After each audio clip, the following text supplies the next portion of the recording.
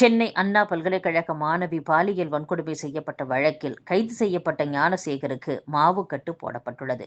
அவரை கைது செய்யும் போது அவர் தப்பி ஓடியதில் இடது கால் மற்றும் இடது கையில் எலும்பு முறிவு ஏற்பட்டுள்ளதாக போலீசார் தெரிவித்துள்ளனர். சென்னை கிண்டியில் செயல்படும் அண்ணா பல்கலைக்கழகத்தில் மெக்கானிக்கல் பிரிவில் 2ஆம் ஆண்டு படித்து வரும் 19 வயது மாணவி பல்கலைக்கழக விடுதியில் தங்கியுள்ளார். கடந்த 23ஆம் தேதி அவர் நடைபயிற்சி முடித்த பிறகு இரவு 8 மணி அளவில் பல்கலைக்கழக வளாகத்தில் நெடுஞ்சாலை ஆய்வக கட்டடம் பின்புறம் அமர்ந்து பேசிக்கொண்டு இருந்துள்ளார். அப்போது அங்கு வந்த மர்ம நபர் அச்சுறுத்தி அந்த பெண்ணை பாலியல் வன்கொடுமை செய்துவிட்டு தப்பிச் சென்றதாக கூறப்படுகிறது. மாணவி தனக்கு நடந்த கொடுமை குறித்து போலீஸ் கமிஷனர் அருணிடம் புகார் கொடுத்துள்ளார். கோட்டூர்புரம் மகளிர் போலீஸ் நிலைய இன்ஸ்பெக்டர் பத்மாதேவி தலைமையில் போலீசார் விசாரணை மேற்கொண்டனர். இந்த சம்பவம் தொடர்பாக நடைபாதை பிரியாணி வியாபாரி ஞானசேகரன் என்பவரை போலீசார் கைது செய்துள்ளனர். இவர் திமுக நிர்வாகி என தமிழக பாஜக தலைவர் அண்ணாமலை குற்றம் சாட்டியுள்ளார். ஞானசேகரன் திமுக நிர்வாகி என்பது உண்மையல்ல, எது நடந்தாலும் திமுகவை குறை கூறுவது அண்ணாமலையின் இயல்பான குணம் என்று அமைச்சர் கோவி செழியன் மறுப்பு தெரிவித்துள்ளார். இந்நிலையில் இந்த வழக்கில் கைது செய்யப்பட்டுள்ள ஞானசேகருக்கு மாவுக்கட்டு போடப்பட்டுள்ளது. அவரை கைது செய்யும் போது அவர் தப்பி ஓடி விழுந்ததில் இடது கால் இடது கையில் எலும்பு முறிவு ஏற்பட்டுள்ளதாக போலீசார் தெரிவித்தனர். கை காலில் முறிவு ஏற்பட்டுள்ளதால் ஸ்டான்லி மருத்துவமனையில் ஞானசேகரன் அனுமதிக்கப்பட்டுள்ளதாகவும் அவருக்கு 15 நாட்கள் நீதிமன்ற காவல் விதித்து சைதாப்பேட்டை நீதிமன்ற நீதிபதி உத்தரவிட்டுள்ளதாகவும் தகவல் வெளியாகியுள்ளது. மத்திய உள்துறை அமைச்சர் அமித்ஷா தமிழகம் வருகை திடீரென ஒத்திவைக்கப்பட்டுள்ளது.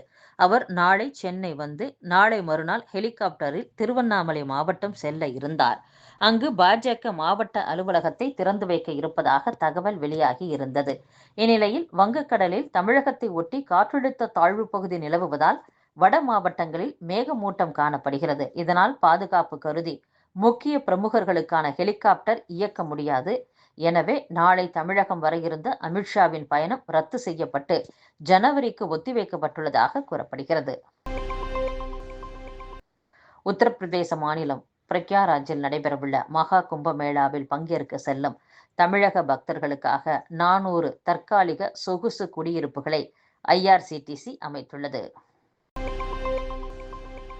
விருதுநகர் மாவட்டம் ராஜபாளையம் மல்லடிப்பட்டியைச் சேர்ந்த சையது அபுதாகிர் என்பவர் குடும்பத்தினருடன் மதுரை மாவட்டம் திருப்பரங்குன்றம் மலைமேல் உள்ள தர்காவில் நேர்த்திக் கடனை செலுத்துவதற்காக ஒரு ஆடு 2 சேவல்களுடன் வந்துள்ளார். மலை அடிவாரத்தில் அவர்களை போலீசார் தடுத்து நிறுத்தி ஆடு சேவல்களை மலைமேல் கொண்டு செல்ல அனுமதி இல்லை என கூறியுள்ளனர். ஆனால் அவர்கள் ஆர்ப்பாட்டத்தில் ஈடுபட்டுள்ளனர். அவர்களுக்கு ஆதரவாக திருப்பரங்குன்றத்தைச் சேர்ந்த 20க்கும் மேற்பட்ட இஸ்லாமியர்கள் மலை படிக்கட்டு முன்பு அமர்ந்து ஆர்ப்பாட்டத்தில் ஈடுபட்டனர். போலீஸ் உதவி கமிஷனர்கள் குருசாமி, கணேசன், சீதாராமன், RDO கண்ணன் ஆகியோர் சம்பவ இடத்திற்கு வந்து அவர்களிடம் பேச்சு நடத்தினர். அதில் உடன்பாடு ஏற்படாததால் மீண்டும் ஆர்ப்பாட்டத்தில் ஈடுபட்டனர். இதையடுத்து ஆடு சேவல்கள் கொண்டு வந்தோர் உட்பட 10 பேரை போலீசார் கைது செய்து பிற்பகல் அவர்களை விடுவித்தனர்.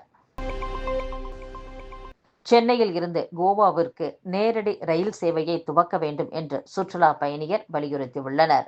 கொரோனாவிற்கு முன்பு சென்னை சென்ட்ரல் ரயில் நிலையத்திலிருந்து கோவாவில் உள்ள வாஸ்கோடகாமா ரயில் நிலையத்திற்கு வாரம் ஒரு நாள் சிறப்பு ரயில் இயக்கப்பட்டது. இதற்கு பயணியரிடம் நல்ல வரவேற்பு கிடைத்தது. கொரோனாவின் போது இந்த ரயில் நிறுத்தப்பட்டது. அதன் பிறகு இந்த ரயில் சேவை துவக்கப்படவில்லை. இதனால் சென்னையில் இருந்து கோவா செல்லும் பயணியர் ரயிலில் செல்வதாக இருந்தால் ரயில் மாறி செல்ல வேண்டியுள்ளதாகவும் கூறியுள்ளனர். பிராமணர்கள் பாதுகாப்பு மற்றும் சனாதன இந்து தர்ம பாதுகாப்பை வலியுறுத்தியும் இந்து சமயத்திற்கு எதிராக செயல்படும் தமிழக அரசை கண்டித்தும் ஜனவரி 5ஆம் தேதி மதுரை பழங்காநத்தம் ரவுண்டானாவில் ஒருநாள் அடையாள உண்ணாவிரதம் நடத்தப்பட உள்ளதாக இந்து மக்கள் கட்சி தலைவர் அர்ஜுன் சம்பத் தெரிவித்துள்ளார். தமிழகத்தில் சனாதன தர்மத்தையும் பிராமண சமுதாயத்தினரையும் இழுத்தும் பழித்தும் பேசி வருகின்றனர். அதை தடை செய்வதோடு பிராமணர்களை பாதுகாக்க சட்டம் இயற்ற வேண்டும்.